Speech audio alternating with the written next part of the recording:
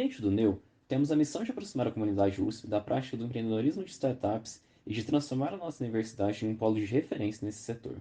Para isso, lançamos o Áudio NEU, uma nova série que reúne, no formato de áudio, textos essenciais sobre startups e empreendedorismo.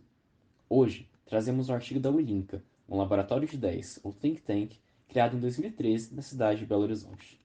Ela se define como uma organização sem fins lucrativos que tem como propósito mobilizar e desenvolver instituições e ecossistemas para a inovação e o empreendedorismo. Dentro das propostas dessa entidade está a divulgação de artigos escritos pelo time, baseados em experiências vivenciadas dentro do ecossistema do grupo. E é exatamente um desses artigos que o Audioneu vem trazer para você, ouvinte, hoje. Começando o Marketplace, um guia para o próximo Uber de X. Embora muitos modelos de marketplace tenham surgido e dado certo nos últimos anos, ainda há muito horizonte para casos de sucesso nesses moldes.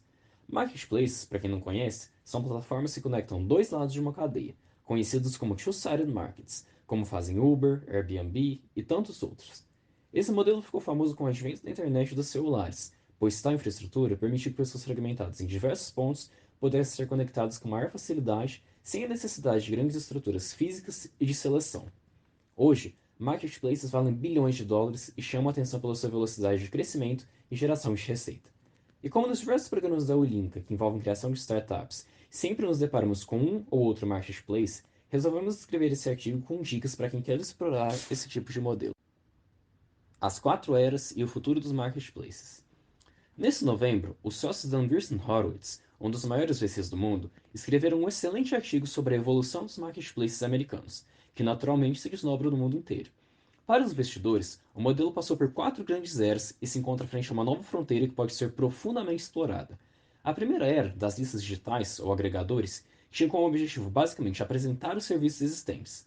Nesse modelo, o usuário fazia toda a tarefa de entrar em contato, selecionar o melhor e cuidar das transações.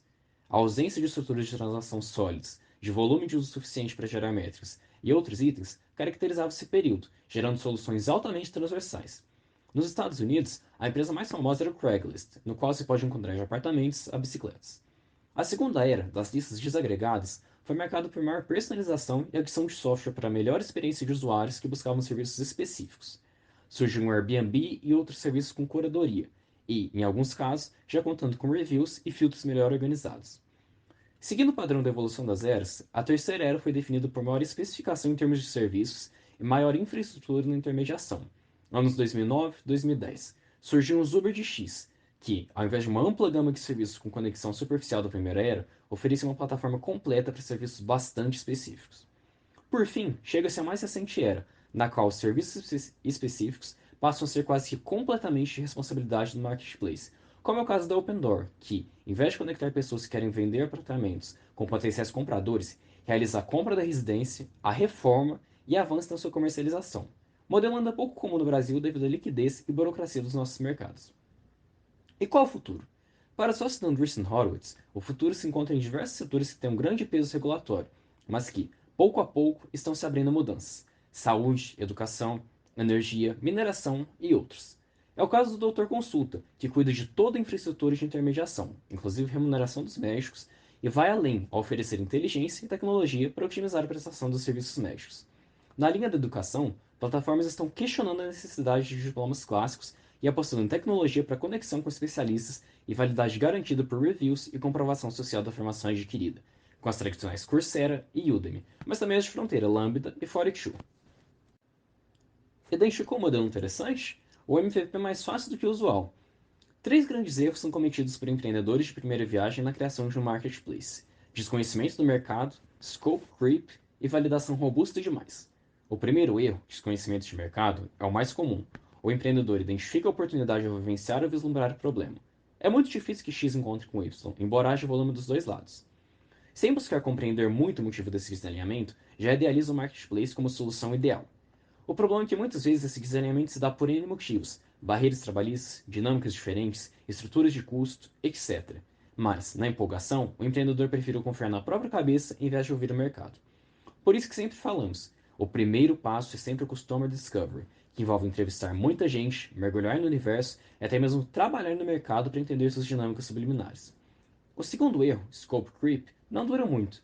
Ao pensar na conexão entre X e Y, o empreendedor começa a pensar em novos horizontes e funcionalidades para o escopo do modelo. Um sistema mais robusto, integração com outros elementos, uso de dados para vender outros produtos, outros tipos de cliente na plataforma, etc. Empreendedores desse tipo acabam ficando mais no papel e não executam muito, e por isso a ideia morre quando tal visionário parte para outra com planos mirabolantes. A solução? KISS. Keep it simple, stupid. É melhor resolver um problema bem do que prometer demais e entregar de maneira meia boca. E chegamos ao terceiro erro: validação robusta demais.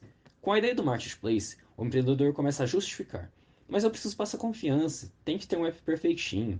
Para fazer dar certo, preciso de uma equipe e chamar bastante atenção com mídia e tudo mais. Errado. Já falamos em diversos posts aqui. Pense grande, comece pequeno. Se o core do produto é conectar dois lados, isso pode ser feito de um jeito super simples, com o WhatsApp ou utilizando um sistema de e-mail seguido de um telefonema para outra ponta, como foi o caso do EasyTaxi. Realizar a conexão manualmente da maneira mais rápida possível é o jeito de coletar feedback rápido de usuários e entender realmente os dilemas enfrentados para as duas pontas se encaixarem. O problema do ovo e da galinha. Como resolver? Quem veio primeiro, o ovo ou a galinha? É o dilema que os empreendedores de marketplace enfrentam. Eu aumento primeiro a minha base de consumidores ou de prestadores de serviço? Se eu tiver muitos consumidores, mas nenhum prestador, os consumidores não voltam. Se eu tiver muitos prestadores, mas nenhum consumidor, os prestadores não ficam.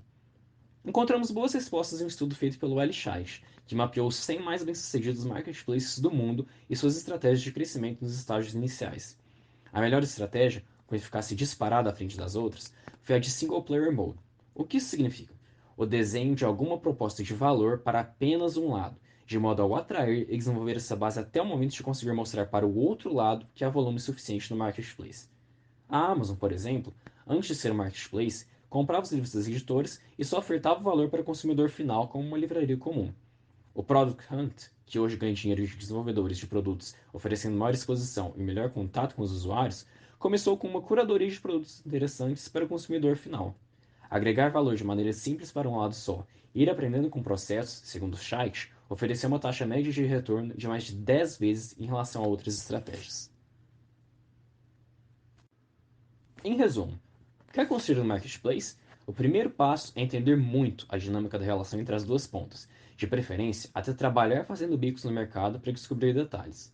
Outra dica legal que encontramos no LinkedIn foi a de mergulhar no Reclame Aqui dos concorrentes e fornecedores desse mercado para entender o que fazem de errado.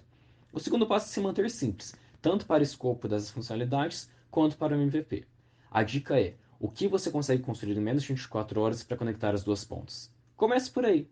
Por fim, desenhe uma dinâmica em que seja possível agregar valor inicial para um dos lados e faça isso manualmente para construir uma base interessante que te dê bastante feedback. Não se esqueça do conselho de Sam Altman, da Y Combinator.